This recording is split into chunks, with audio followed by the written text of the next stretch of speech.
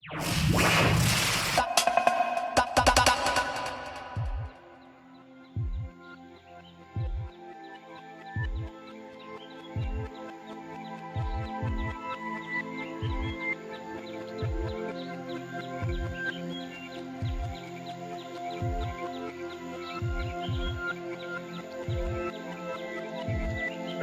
¿me entiendes?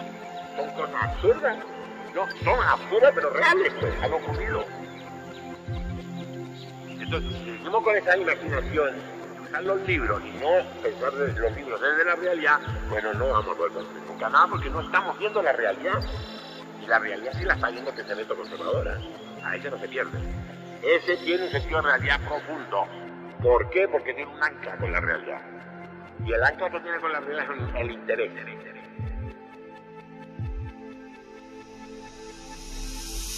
Este hecho, puede decirlo así, ser muy simple, pero significaba entonces comenzar a revisar la óptica desde la cual se estaba pensando. Es decir, ya no era suficiente simplemente repetir teoría, ya no era suficiente probar teoría, sino que era necesario quizás recuperar la raíz misma del acto de pensar, que era el de recuperar al sujeto con un sentido histórico, y eso evidentemente no es un discurso puramente valórico, es un discurso que exige rigor, y es lo que nosotros pretendemos comenzar a abordar en este proyecto de reflexiones a la cual estoy aludiendo. En este marco, ¿qué se podría decir? ¿Qué es lo que nosotros a partir de esta experiencia podemos decir? En primer lugar, que la reflexión epistémica, incluso la reflexión más abstracta, más sofisticada, que se pueda dar en distintos tipos de escritos o en libros, siempre tiene una raíz histórica. De ninguna idea, por especulativa que sea, en el ámbito del conocimiento, en el ámbito de la construcción de la historia, en el ámbito incluso del rescate del sujeto humano, puede entenderse si no se entiende que representa una necesidad histórica, es decir, parte de momentos históricos que nos desafiaron como tal al acto de pensar y de construir. Y eso evidentemente nos coloca ante la necesidad de entender dos cosas que son elementales y sin embargo que están muy ausentes. Hasta hoy día, me atrevería a decirlo, con temor a hacer un juicio demasiado categórico, pero que hasta hoy día está ausente, que es entender el momento histórico. No nos preocupa entender el momento histórico. Estamos más preocupados de entender lo que un autor dice sobre una realidad que entender el momento. Y entender el momento significa entender dos cosas. ¿A qué obedece un escrito? ¿A qué necesidad obedece un escrito? ¿Y qué es lo que yo quiero hacer con ese escrito en el momento en que yo vivo? No en el momento en que ese escrito fue escrito. ¿Cómo yo leo desde mi contexto de vida? ¿Cómo yo leo desde mi contexto de pensamiento aquello que de alguna manera está acumulado en las bibliotecas? ¿Cómo leo? Es una palabra, pero cómo leo es algo más que leer. Es cómo miro, cómo interpreto aquello que acontece. Y esto implica no solamente entender el momento histórico, ¿qué significa hablar de capitalismo globalizado? ¿Qué implicaciones políticas, ideológicas y culturales y psicológicas tiene? Estas no son preguntas sencillas. ¿Cuáles son las preguntas que un contexto actual como el capitalismo globalizado nos está planteando como grandes preguntas, no como respuesta, como pregunta para poder colocarnos frente a ese contexto histórico que vamos a llamar capitalismo globalizado y poder comenzar a trabajar a partir de esas preguntas posibles respuestas? Nos obligaba a otro desafío obvio, casi de sentido común, es entender el presente.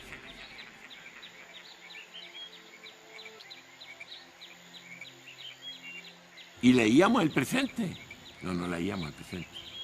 El presente no tenía presencia. El presente era la mera contingencia, era lo que pasaba. Pero no era el lugar, el presente, en términos de tiempo y espacio, desde donde el hombre construye. El hombre no construye desde el pasado ni desde el futuro. Construye desde lo que acontece en un momento determinado, complejísimo, que aquí yo estoy simbolizando en la idea presente. Ahí es donde vivimos y ahí nos instalamos. La historia es una construcción de presentes sucesivos.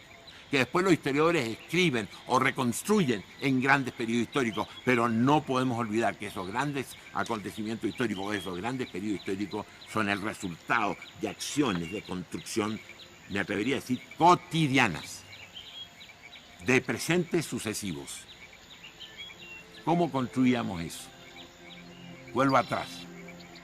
¿Y cómo lo seguimos construyendo hoy día? Vuelvo al presente. Y observamos cosas tremendas. Que las personas con pensamiento crítico, con grandes diagnósticos, con grandes apuestas a futuro, que estaban comprometidos en organizaciones políticas, sindicales, estaban comprometidas con organizaciones políticas y sindicales a partir de creer que esas organizaciones políticas y sindicales eran los sujetos capaces de hacer lo que ellos como personas no querían hacer. Y pudimos constatar de que en muchos países, en muchos partidos, en muchos movimientos sindicales, con pensamiento progresista estaba dominado por individualidades conservadoras. Es un hecho de la historia. Entonces, ¿es un hecho arbitrario?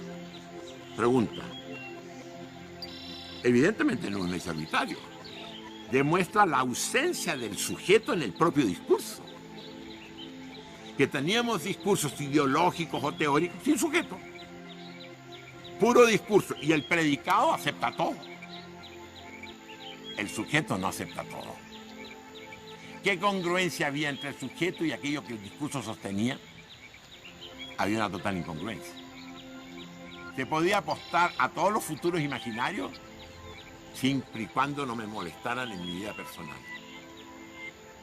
Este no es un hecho anecdótico. Está mostrando una falta de compromiso con las ideas. Una falta de compromiso con el propio discurso. Y por lo tanto un discurso que ocultaba grandes debilidades en los sujetos. Y eso nosotros lo comenzamos a enfrentar, no en el plano psicológico, también podrían ser propósitos de los psicólogos, sino en el plano de la construcción del pensamiento.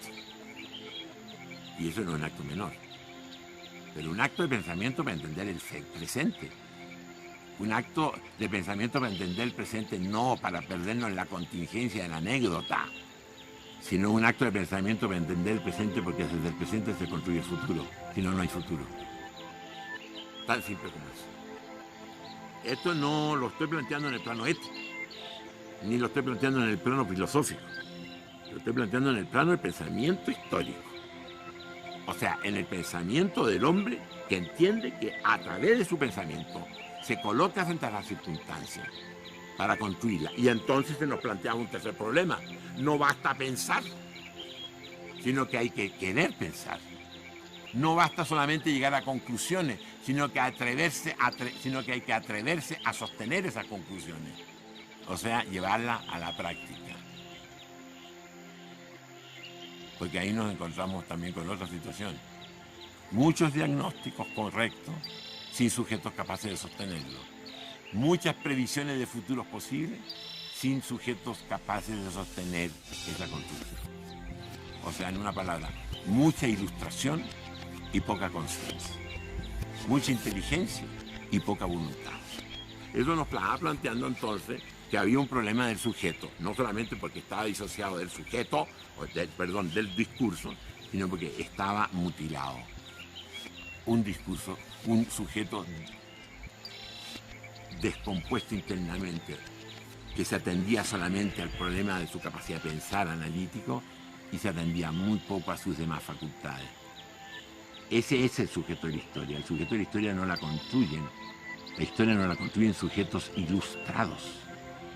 La construyen sujetos con capacidad de construcción, para lo cual la inteligencia es un instrumento, la voluntad es otro, la emocionalidad y el compromiso.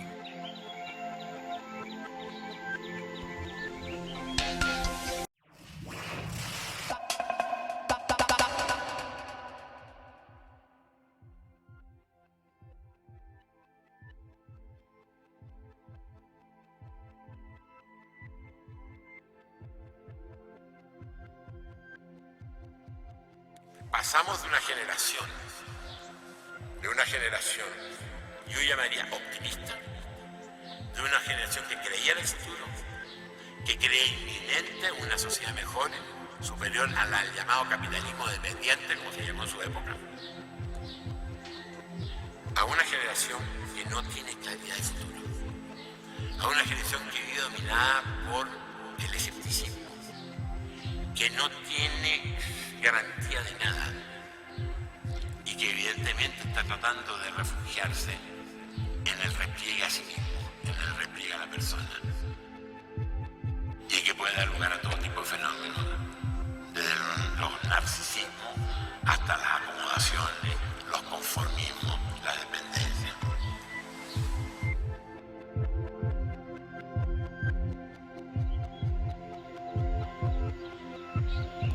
En construye conocimiento, también se autoconstruye como sujeto.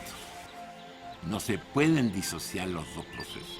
Construir algo que siempre va a ser externo a mí y yo quedarme igual. No, yo construyo para desafiarme con nuevos espacios de la realidad. Por lo tanto, eso nos llevaba a entender que cuando hablábamos del pensamiento histórico propio de un sujeto que construye circunstancias, estábamos inevitablemente articulando a un sujeto con el conjunto de sus facultades, no solamente con el entendimiento analítico, sino también con su dimensión afectiva, con su imaginación, con su intuición, con su voluntad. Ese es el sujeto histórico, es el sujeto que son cada uno de ustedes, desde su vida cotidiana.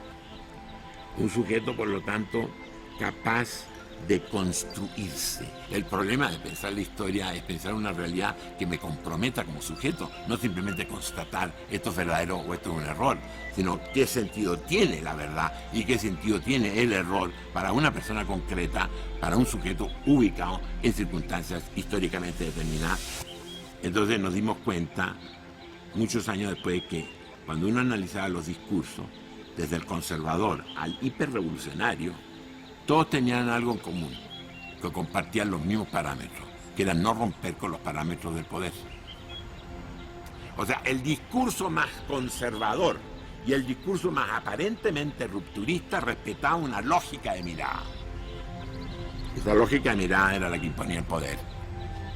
Esto era un problema no menor, que nos lleva entonces a comenzar a plantearnos la necesidad de revisar eso, no como sociólogo, sino más bien desde el punto de vista de la construcción del razonamiento, o sea, desde las lógicas de razonamiento, y nos llevó a plantearnos el problema de cuáles son los referentes que organizan entonces la inteligencia, cuáles son los determinantes sociales que obligan a que una persona piense en un mismo sentido, aunque tengan signos ideológicos y valóricos diferentes. ¿Me explico lo que estoy señalando? Y eso nos lleva a plantearnos un problema enorme que la palabra misma indica que es complejo, que son los parámetros del pensamiento.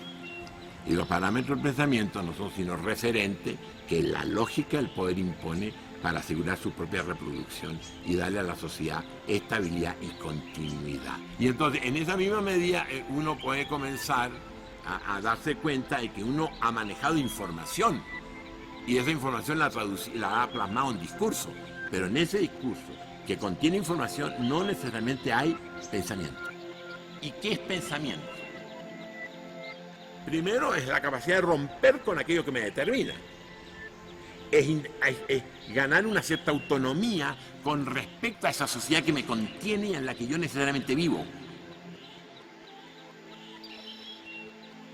El hombre está situado en esa tensión entre lo que nos determina y lo que no nos determina. Y este no es un tema menor, porque lo que no nos determina es lo que permite entender al hombre como creador y como constructor de lo nuevo. Y es lo que permite entender que sea capaz de romper con lo establecido, con lo ya aceptado, con lo ya organizado, con lo ya transformado en verdad.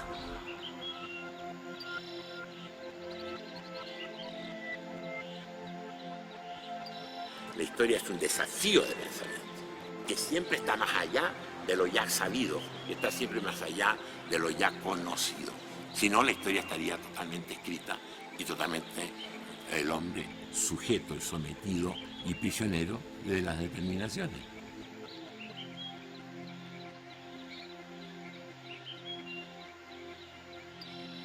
Si a esto agregamos ahora que hay lógicas que están contribuyendo a eso, que son las lógicas de poder entendidas como lógica de lectura, y nos lleva a un problema que no es menor y que está estrechamente vinculado con lo que yo le estoy diciendo, que es la administración de la inteligencia. Esa administración de la inteligencia, yo no sé si poner el nombre. Por ejemplo, en el caso de México, el Sistema Nacional de Investigadores, el SNI. Son las políticas de estímulos académicos. Son el premiar algo y castigar lo otro. Son los formatos de las investigaciones correctas, científicamente hablando. Entonces nos estamos enfrentando que esa lógica de mirada que impone la sociedad se expresa en lo que nosotros en el IPECAL hemos llamado las epístemes institucionales. Las instituciones son epístemes. La universidad me obliga a pensar de una determinada manera. El Ministerio de Hacienda me obliga a pensar de una determinada manera. No son algo ajeno a esto. Es decir, cuando hablamos de razonamiento no estamos hablando de la academia exquisita que vive en la imperia celeste. Estamos hablando de la intelectualidad que está inserta en el mundo organizado, en las instituciones donde se vive y se trabaja. Entonces, cuando estamos hablando de la necesidad de creación y cuando hablo de los demonios que nos impiden la creación, que son los que he mencionado como, como el inmovilismo, como la apatía, como el temor, como la conformidad, bueno, eso no son sino síntomas de situaciones muy estructuradas que podemos llamar instituciones que nos imponen no solamente una manera determinada de ganarnos la vida, no nos imponen solamente situaciones de trabajo, remuneración o estabilidades laborales, nos imponen algo mucho más sutil, nos imponen formas de pensar y por lo tanto formas de aceptarnos, formas de definirnos a nosotros mismos. Y ahí viene entonces el predominio del rol o de la función que uno cumple sobre lo que uno es. ¿Cuántas veces en las experiencias que hemos tenido en el IPECAL, cuando uno habla con un profesor, por ejemplo, el profesor no contesta como persona, sino contesta como rol, como función? Es que el rol no me lo permite, es que el rol me lo permite. ¿Y qué le pregunta a usted si el rol se lo permite? Le estoy preguntando a usted, que tiene nombre y apellido. ¿Usted qué piensa sobre esto? No me conteste, el rol no me lo permite, la función no me lo permite, porque eso es hablar por otros, o es más bien hacer que la sociedad hable con su lógica por uno.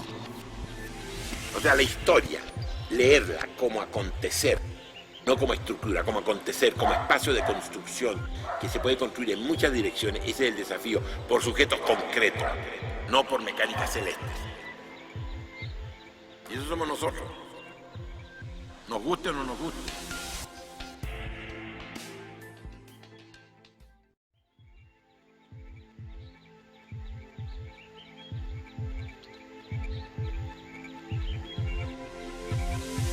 Cuando yo he hablado de rescate de sujeto, cuando he hablado de que tenemos que tener una relación con la realidad como una realidad que no son un conjunto de objetos, sino que son espacios dentro de los cuales cabe, digamos, reconocer opciones de qué, de construcción, también de teorización.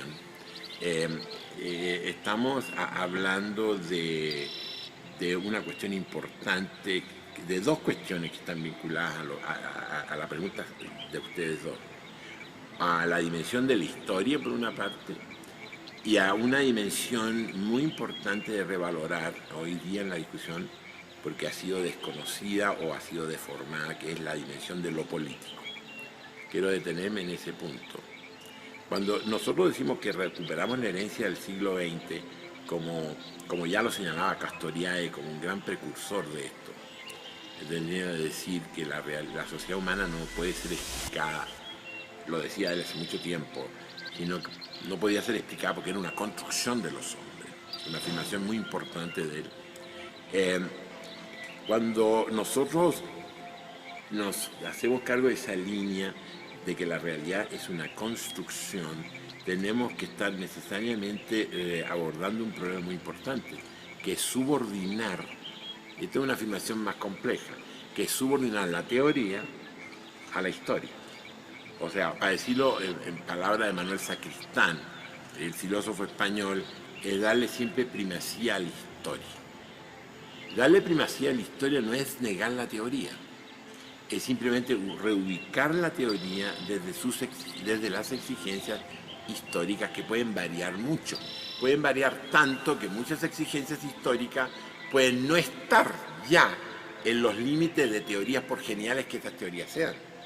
Ese es un problema que se presenta con muchos autores en este momento. No creo necesario mencionar ninguno en particular, pero lo que para nosotros es importante es que la realidad que van conformando los hombres, que van construyendo los hombres por sus interacciones, por sus relaciones conflictivas o complementarias todos los días, en el plano de lo individual, grupo primario, hasta los grupos más terciarios, incluso los colectivos, bueno, esa realidad está en permanente cambio. Y entonces la teoría que yo pueda haber construido sobre esa realidad en un momento determinado puede no ser vigente en un momento posterior.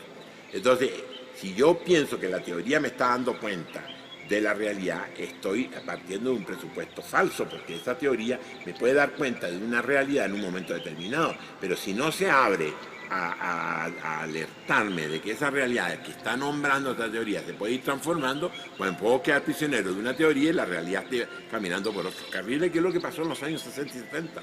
En los años 60 y 70 se teorizó la realidad, se pensó que se tenía una teoría de la realidad tan completa que no había nada que pudiera sorprenderlo. Esto se agravó cuando esa teoría, mal usada, se transformó en ideología. Y más grave todavía, cuando esa ideología se transformó en discurso de poder, que fue el drama del marxismo en América Latina, para decirlo claramente. Entonces, y se lo imputamos a Marx. No es imputable a Marx, es imputable a los que lo usaron. Lo pongo como un ejemplo, pero podría ser otros autores. Es decir, no volvamos a repetir ese error. Ahora, es decir, no hay una teoría, por genial que sea, que me dé cuenta de la historia en todas sus posibilidades.